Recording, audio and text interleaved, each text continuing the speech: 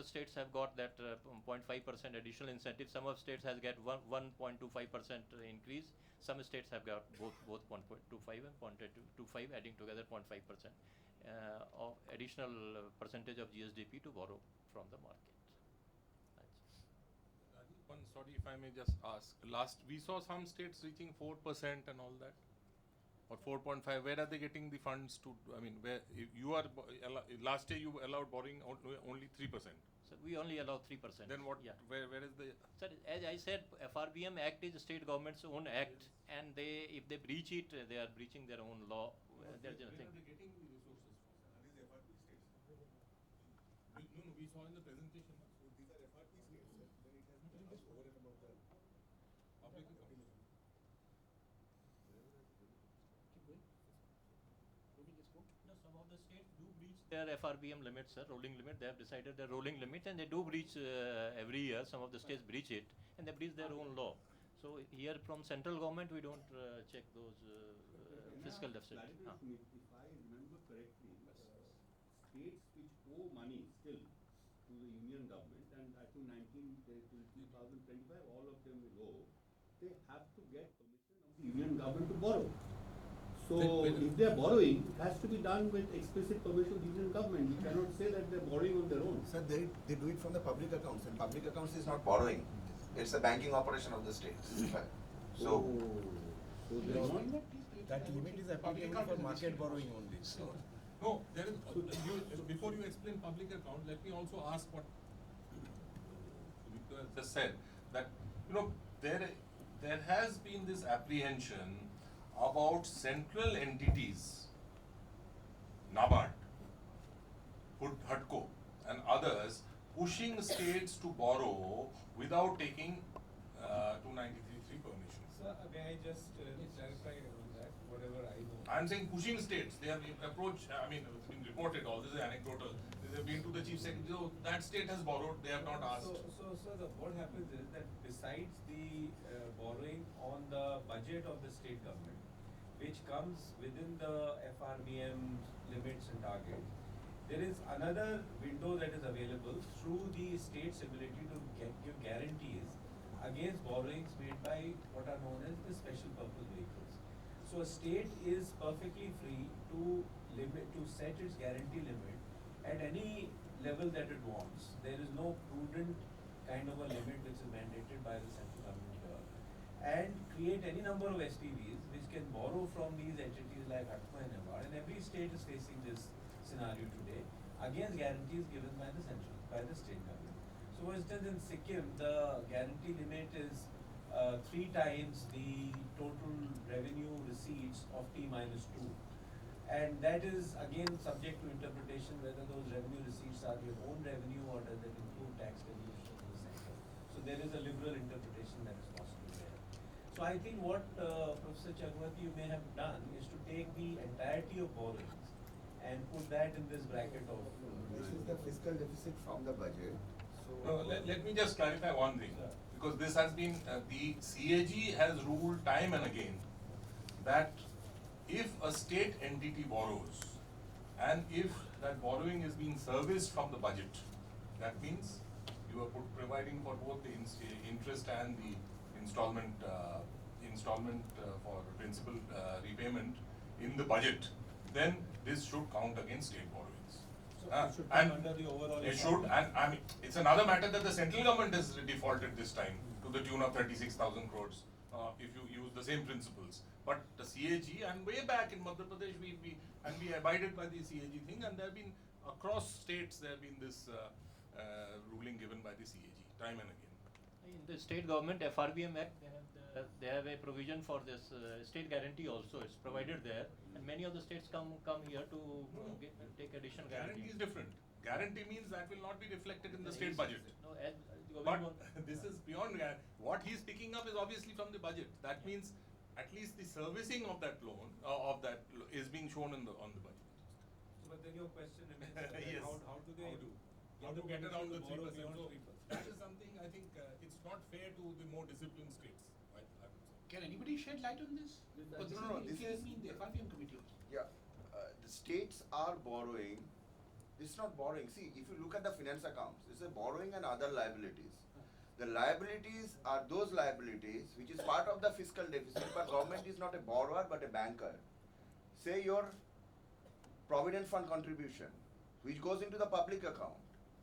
So this finances fiscal deficit. So historically, if you look at 3% FRBM target, West Bengal enacted the act in 2010. They had a fiscal deficit which was 7% of GDP, even after the FRBM. So the point here is that they were always financing it through the public accounts, where they act as a banker, not as a borrower, as National Small Saving, as Public Provident Fund, and etc. Secondly, in case of Kerala, they have a treasury savings bank. So they borrow from the treasury savings bank and finance their fiscal deficit. So Jammu Kashmir has a J&K bank. They borrow from there, finance their fiscal deficit. So 3% is the overall borrowing limit that they get from the central government. It doesn't mean that they cannot really have access to liabilities which are not borrowing, but actually have actually you have to service that in terms of interest obligations. So just to make a point, Vishnu, if I may say, Yeah. you take a state like Rajasthan, Yeah. minus 5.48, Yeah. which means if they were allowed 3 by central government, they're getting money 2.48 on top. That's huge. So Uday part is added together, I think. Uday part is added together, which is out Rajasthan would have Uday, over and above but the states did FRBM. it. West Bengal did it, Kerala did it, Punjab did it. Yeah, actually, what we are discussing, one part is that we are talking of fiscal deficit, the other part is financing of deficit. Yes. Financing of deficit is a altogether different concept. I have the figure for 14-15, how the total fiscal deficit of all states were financed. Market borrowing only accounted for 63.1%. You know, there are figures like special securities, there are figures like which account for 7.3%, figures like provident funds 8.3%, 9% was accounted by deposit and advances, where it is just like a banker. So, but the overall limit of the fiscal deficit has to be contained within the FRBM target of 3%. How we are funding that, states have some liberty there. True. Sorry, Naresh, before you do this thing, let me just clarify one thing. That, according to me, the PF fund division has to take into account what is coming from Provident Fund as well as NSSF at the least, while determining the borrowing limit of the state. NSSF is taken into account, PF I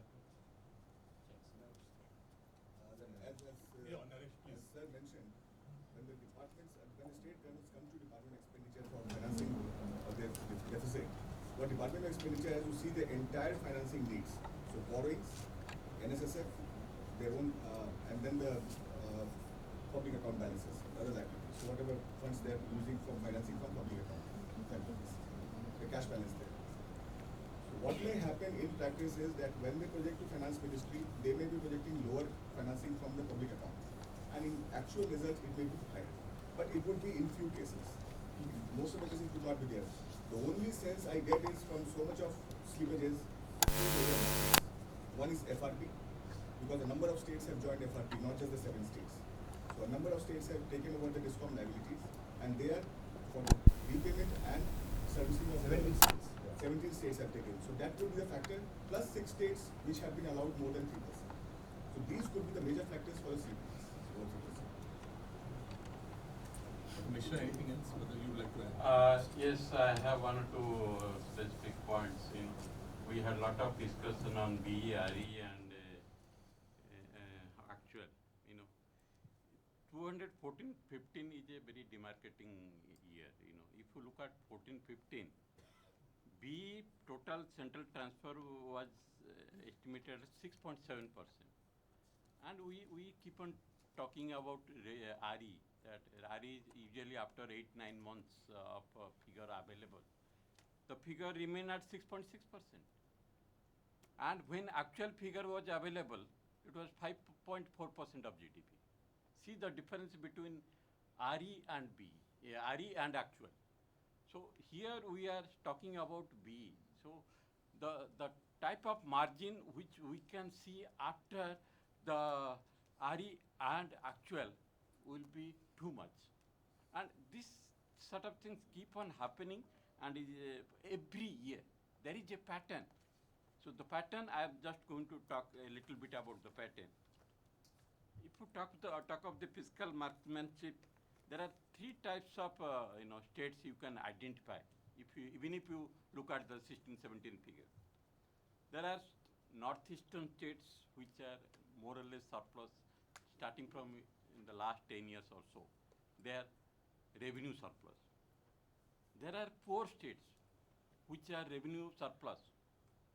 Mr. Ghosh talked about Bihar, but there are Chhattisgarh, MP, Orissa, which are revenue surplus for the last 10 years or so. They are all poor states. Yeah, they are neighboring states. And there are chronic deficit states. Kerala, Maharashtra, Punjab, West Bengal. These are the chronic fiscal. So there is a pattern. Now what happened? When B figure became RE, there is some marginal changes there, not much of a change. When they have to adhere to their limit of fiscal deficit, what happens? The changes take place within that 3 months in the capital outlay. If you look at the capital outlay, the RE and actual, there is a total change. I can give you a figure. If you look at the capital outlay, 14-15B, it was estimated at 2.6%. I am talking of capital outlay because I am removing the loan component. Capital expenditure is not the correct concept. Capital outlay, which goes for productive expenditure. 14-15B was 2.6%. I was very happy it was going up from 13-14, 2% to 2.6%. But when I saw the RE, still it was higher, 2.7. But actual became 2.2. 2.2. So much of difference takes place between RE and actual.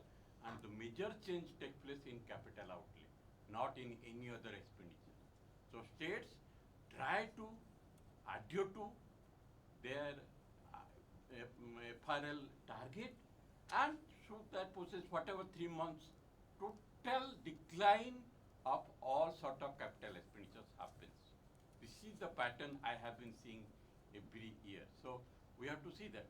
But